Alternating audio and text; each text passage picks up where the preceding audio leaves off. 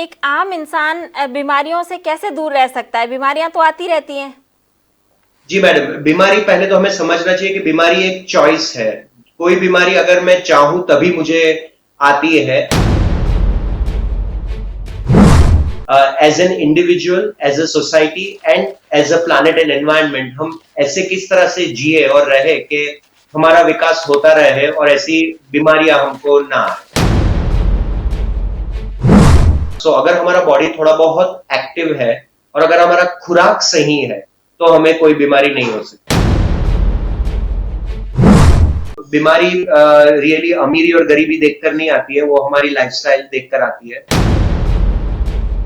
नमस्कार, D5 channel Hindi देख रहे दर्शकों का मैं वंदना स्वागत करती हूं। हम जुड़े हुए हैं योगेन शाह जी से, जिन्होंने की 40,000 किलोमीटर पैदल चलने का संकल्प लिया है। योगेन जी, आपका बहुत बहुत स्वागत है हमारे इस प्रोग्राम में। जी नमस्ते, थैंक यू मैडम। आपका और आपके दर्शकों का बहुत बहुत धन्यवाद मुझे समय देने के लिए। आपने ये संकल्प क्यों लिया?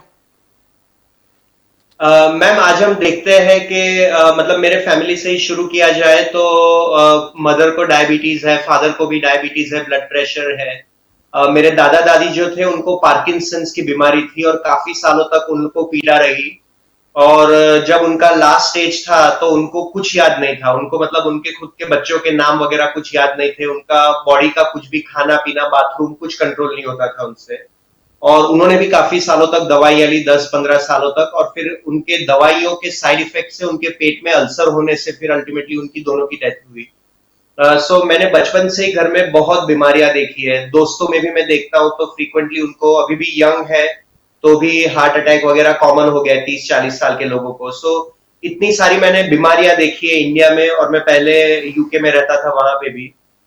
मैंने ये संकल्प इसलिए लिया है कि मैं लोगों तक एक संदेश पहुंचाना चाहता हूं कि हम कैसे हमारा सतत विकास करें, as an individual, as a society and as a planet and environment हम ऐसे किस तरह से जिए और रहे कि हमारा विकास होता रहे और ऐसी बीमारियां हमको ना आए। एक आम इंसान बीमारियों से कैसे दूर रह सकता है? बीमारियां तो आती रहती हैं। जी मैडम, बीमारी पहले तो हमें समझना चाहिए कि बीमारी एक चॉइस है। कोई बीमारी अगर मैं चाहूं तभी मुझे आती है। अब हम ऑफ कोर्स आप कहेंगे कि पर कोई बोलता तो है नहीं कि भाई मुझे कैंसर चाहिए या मुझे मल्टीपल स्क्लेरोसिस चाहिए। वेल, एक्चुअली जैसे हम देखते हैं कि जैसे गटर के पाइप्स होते हैं वो सड़ जाते हैं, सो सिमिलरली हम गलत तरह से जो खाना खाते हैं, गलत तरह से सांस लेते हैं, गलत चीजें खाते पीते हैं, हमारी जो लाइफस्टाइल गलत होती है तो उसके कारण हम हमारे शरीर में दिन रात सालों तक जहर डालते रहते हैं, एक नहीं तो दूसरी तरह से।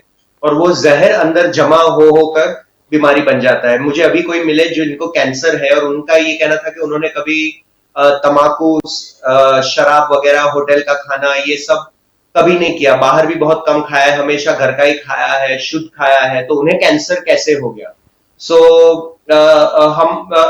मतलब हमारा अगर खाना सही है, सबसे पहले तो हमारा अगर खाना सही है, और सेकंड हमारा लाइफस्टाइल एक्टिव है।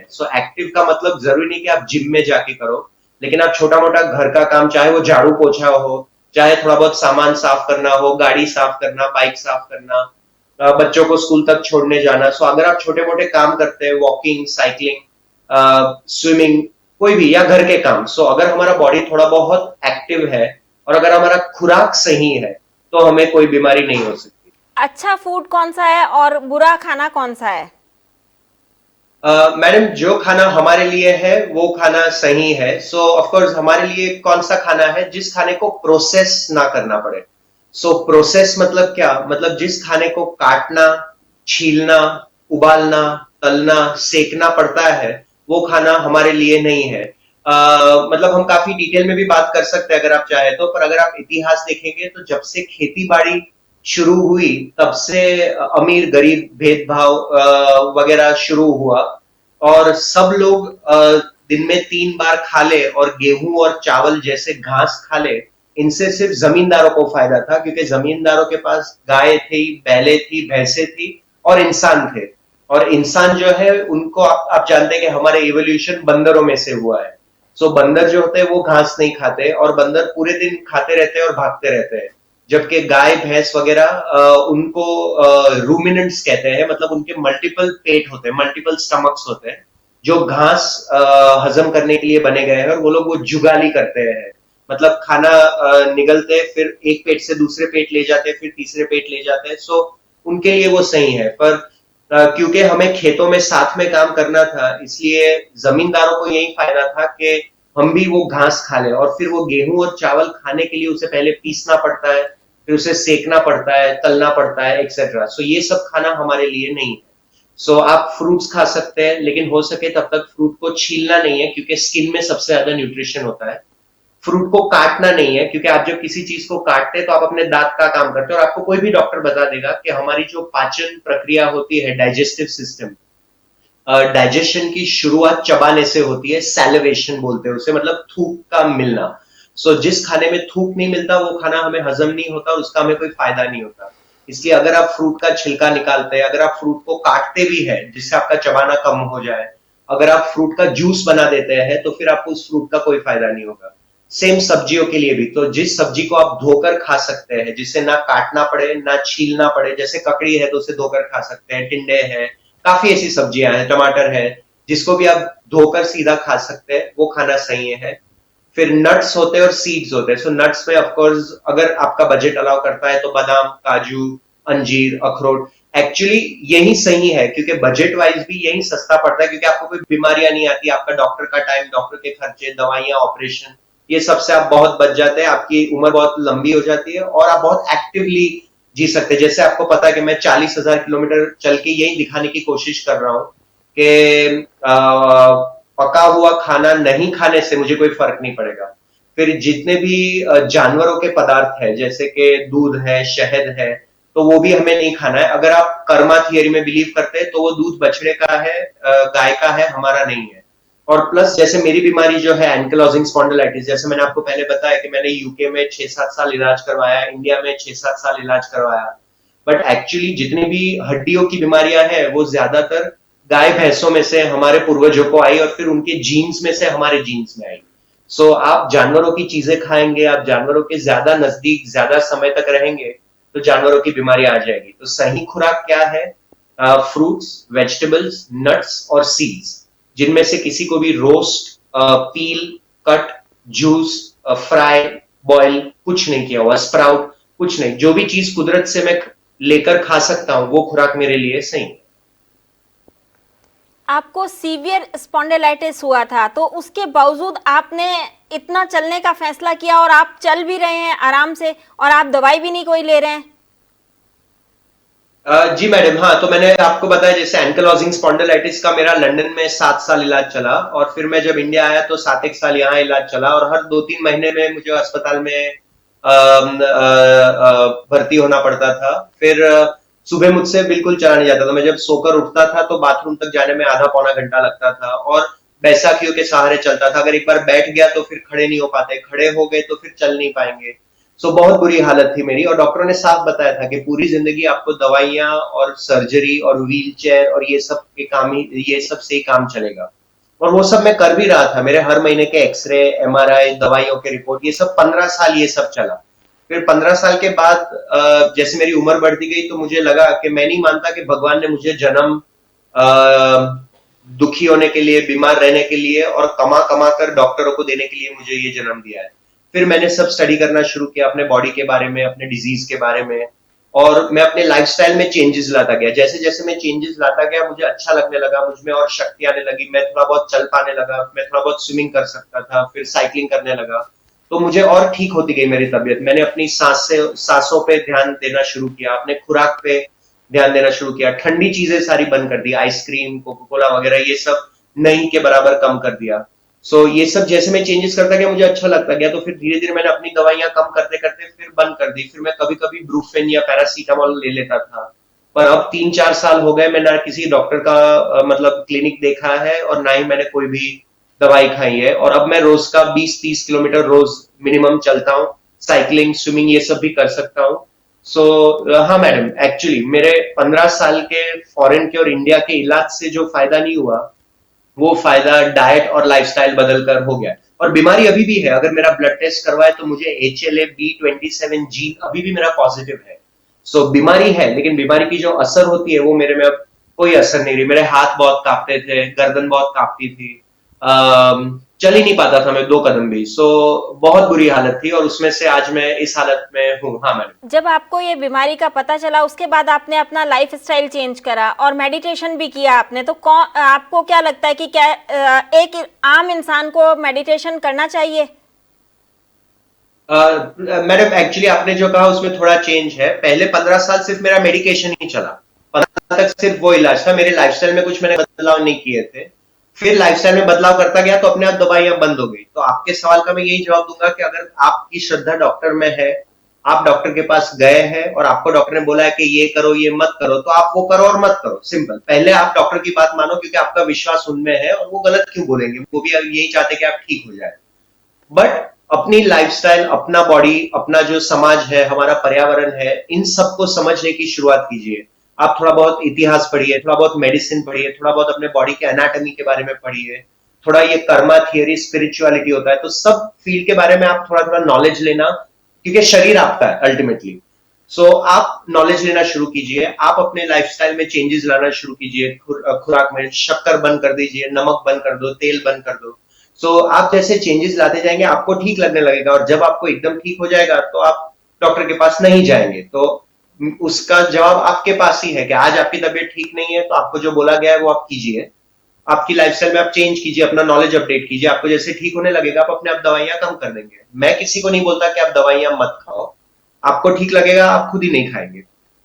आपने लाइफ स्टाइल चेंज करने के बारे में बताया, आपने कहा कि लाइफ स्टाइल चेंज करने से आप स्वस्थ रह सकते हैं, तो आप अपने दर्शकों को क्या बताना चाहेंगे? इन शॉर्ट वही बताना चाहूंगा मैम कि जिस खाने को प्रोसेस करना पड़ता है वो खाना हमारे लिए नहीं है। और आप अगर प्रोसेस किया हुआ खाना खा रहे हैं, सालों से खा रहे हैं, तो आपका किसी का भी बीमार होना तय है। फिर वो बीमारी चाहे कोरोना हो, चाहे कैंसर हो, कोई भी हो, डिप्रेशन हो, कोई भी, अगर हम गलत चीजें खा रहे हैं दिन रात तो वो गलत है। मैं आपको एक बहुत ही छोटा उदाहरण दे सकता हूँ कि अचार खराब नहीं होता क्योंकि अचार के अंदर तेल और नमक डलता है। तो आपने जिस खाने को तेल और नमक डाल के पका लिया, तो एक तो वो चबाने में आसान हो गया, इसलिए आप उसको चबाएंगे नहीं, आपका अंदर थूक मिलेगा नहीं, तो वो ठीक से वैसे भी हजम नहीं होगा। दूसरा, उसके अंदर आपने तेल और नमक डाल दिया जो प्रिजर्वेटिव्स है। अब प्रिजर्वेटिव्स डाल दिया तो उसका काम ही वही है कि उस खाने को बचा के रखना। मतलब वो खाना आपके शरीर में जमा होते ही जाएगा और फिर धीरे धीरे आपके शरीर का शेप खराब कर देगा और फिर बीमारियां लाएगा। सो जिस चीज को भी काटना पड़े, छीलना पड़े, पकाना पड़े, उबालना पड़े, कुछ भी प्रोसेस करना पड़े, वो खुराक हमारे लिए नहीं है। वो खुराक जहर बन जाती है अगर उस खुराक को हम दिन रात कई सालों तक लेते रहते हैं। तो मुझे लगता है कि मैं बचपन से ही दूध, छाछ, रोटी ये सब खा रहा था, चावल पका हुआ, इसलिए वो 10 साल, 20 साल, 25 साल तक चलता रहा। पर जब मैं 23-24 साल का हुआ तो मुझे ये बीमारी शुरू हो गई। तो आप प्रोसेस्ड खाना आप बंद कर दीजिए। ऑफ कोर्स बाहर का तो खाना नहीं खाना है, जो पैकेट में आता है, थैले में आता है, थैली में, डिब्बे में, वो तो नहीं खाना है क्योंकि उसमें तो बहुत सारे केमिकल डलते हैं। लेकिन आप घर पे भी हो सके उतना बिना प्रोसेस किया हुआ पूरा खाना खाए। चाहे आप आम खा रहे हैं, ककड़ी खा रहे हैं, जो भी खा रहे हैं, अगर हो सके उसको पूरा उठाकर जैसे कुदरत ने हमारे लिए बनाया है वैसे ही खाइए, तो आपको कोई बीमारी, कोई तकलीफ नहीं होगी। ये मेरा एक्सपीरियंस है और मेरे जैसे बहुत सारे लोगों का यही मानना है। अब तक आप कितने किलोमीटर चल चुके हैं? मैम अभी कुछ 1900 किलोमीटर हो जाएगा आज। 1900 से कुछ 5-10 किलोमीटर कम है, सो आज 1900 किलोमीटर हो जाएगा। आपका अब तक का एक्सपीरियंस क्या कहता है? मैं क्या बताऊं मैडम, जैसे ये कोरोना काल है तो कोरोना काल में मैं गुजरात से चला था जब, तो मैं गुजरात मैंने क्रॉस किया पैदल। फिर मैं राजस्थान में गया, मैंने पूरा साउथ से मैं निकल गया और मैं नॉर्थ से वापस बाहर निकला, तो मैंने पूरा राजस्थान पैदल क्रॉस किया। पंजाब, हरियाणा, चंडीगढ़ और दिल्ली, ये सारी जगहों पे मैं कोरोना के टाइम पे मैं पैदल चल के गया। मुझे 2-2.5 महीने लगे, 2 महीने। इन 2 महीनों में मैं जो 1500-1700 किलोमीटर चला, उसमें मैं कितने गांव में गया। कई बार मैं ढाबों पे रहा, हाईवे पे मैं सो गया, कई बार धर्मशालाओं में रहा, होटलों में रहा, किसी के घर पे रहा। मुझे कोरोना नहीं हुआ। मतलब जो मैं ऐसा नहीं बोल रहा सबको कि आप सब बाहर निकलिए, लेकिन जिसको भी कोई भी बीमारी होती है वो उनकी मर्जी से ही होती है। मेरे एक्सपीरियंस में ये है, गांव में कोरोना है ही नहीं, क्योंकि गांव में लोग खेत में काम करते हैं, मेहनत करते हैं, पसीना बहाते हैं, उनको कोई बीमारी नहीं होती। वो लोग चाहे कुछ भी खा ले, क्योंकि वो लोग मेहनत करके पसीना बहा देते हैं, तो उनका शरीर का सारा जहर निकल जाता है। शहर में बीमारियां हैं, क्योंकि शहर में लोगों का बैठना बहुत ज्यादा है, एसी का यूज ज्यादा है, एसी यूज करते हैं, कमरे बंद होते हैं, तो फिर ज्यादा बीमारियां फैलती है। तो मेरा एक्सपीरियंस ये कहता है कि जिस तरह से गांव में जिस तरह से जीते हैं, कि वो लोग खुली हवा में बैठते हैं और मेहनत करते हैं, तो अगर हम भी वैसा करें तो हमें भी कोई बीमारी नहीं होगी। मैंने 2 महीनों में हर रात में अलग जगह पे सोया, अलग गांव में से मैं गुजरा, शहरों में से गुजरा, उदयपुर, जयपुर, दिल्ली, चंडीगढ़, ये सारे बड़े शहरों में से भी मैं गया। हर एक पेट्रोल पंप पे मैंने पानी भर के पानी पिया, मतलब जहां पे मक्खियां उड़ रही है वहां पे मैंने खाना भी खाया। सो ना तो किसी तरह की पेट में तकलीफ हुई, ना ही फेफड़ों में, ना ही किसी तरह का सर दर्द, बुखार, कुछ नहीं हुआ इस कोरोना काल में भी। सो मेरा एक्सपीरियंस में अब इससे ज्यादा क्या बताऊं, कि जो लोग साफ खाते पीते हैं और मेहनत करते हैं उनको कोई बीमारी नहीं होती, और बाकी जो लोग गलत हवा की सांस ले रहे हैं, एसी वाली हवा, प्रदूषित हवा, जो गलत खाना खा रहे हैं, जो गलत चीजें पी रहे हैं, चाय, कॉफी, कोको, मतलब ये ठंडे पदार्थ, ठंडे पेय जो होते हैं, शरबत वगैरह, शक्कर वगैरह, जो लोग गलत चीजें खाते हैं पीते हैं दिन रात सालों तक, उनका बीमार पड़ना तय है। भले ही वो वीआईपी हो। आपने देखा कि अमिताभ बच्चन वगैरह को भी, अमित शाह जी को भी, मतलब इनके पास क्या नहीं है। ये मैंने सुना है कि जो बॉलीवुड के फिल्म स्टार्स है, वो लोग जिस गाय का दूध पीते हैं वो गाय भी बिस्लेरी पीती है, और वो गाय जो घास खाती है वो भी बिस्लेरी में उगाया जाता है। तो फिर इनको ये सब बीमारियां क्यों है? सो बीमारी रियली अमीरी और गरीबी देखकर नहीं आती है, वो हमारी लाइफस्टाइल देखकर आती है। हम जब गलत खाते हैं तो हम दिन रात कुदरत से कह रहे हैं कि हमें बीमारी दो, और फिर हमें बीमारी आ जाती है। सो मेरा यही एक्सपीरियंस है कि जो लोग हेल्दी, मतलब एक्टिव रहते हैं और सिंपल खाते हैं, उनको कोई बीमारी नहीं होती। क्या लाइफस्टाइल चेंज करने से कई बीमारियों से बचा जा सकता है? जी मैम, कोई बीमारी हमको हो ही नहीं सकती। हमारा शरीर बीमार रहने के लिए नहीं, तंदुरुस्त रहने के लिए बनाया है। ऑफ कोर्स एक्सीडेंट्स वगैरह हो सकते हैं, अगर किसी काट लिया तो मुझे दवाइयों की जरूरत पड़ेगी, पर जिसे हम बीमारी कहते हैं वो बीमारी आना कोई जरूरी नहीं है। और अगर कोई भी चाहे कि वो कैसे बीमारी से मुक्त रह सकते हैं, तो वो मुझसे बात कर सकते हैं। मेरा व्हाट्सएप पे, फेसबुक पे, इंस्टाग्राम पे, सब पे मेरा वीडियोस है। और मुझे पूरे दिन फोन भी आता है, फरीदाबाद से, नोएडा से, दिल्ली से, बैंगलोर से, बॉम्बे से, पुणे से, दिन भर फोन आते हैं, लोग बात करते हैं। और हाँ, मेरा ये मानना है, और मेरे जैसे बहुत सारे लोगों का जो ये लाइफस्टाइल फॉलो करते हैं, जिसमें वो लोग पका हुआ या प्रोसेस किया हुआ, कटा हुआ, छीला हुआ वगैरह प्रोसेस खाना नहीं खाते हैं, उनमें से किसी को कोई बीमारी मेरे ध्यान में नहीं है कि है। और जिसको है, जैसे मुझे ये बीमारी है स्पॉन्डिलाइटिस, तो बीमारी मेरे मरने तक मेरे खून में रहेगी, क्योंकि वो मेरे जीन्स में है, लेकिन उस बीमारी की असर मेरी लाइफ पर कोई नहीं। मिस्टर योगेन शाह, आप हमारे साथ जुड़े, आपका बहुत बहुत धन्यवाद। Thank you ma'am. अगले एपिसोड में आपसे फिर मुलाकात होगी, तब तक के लिए नमस्कार।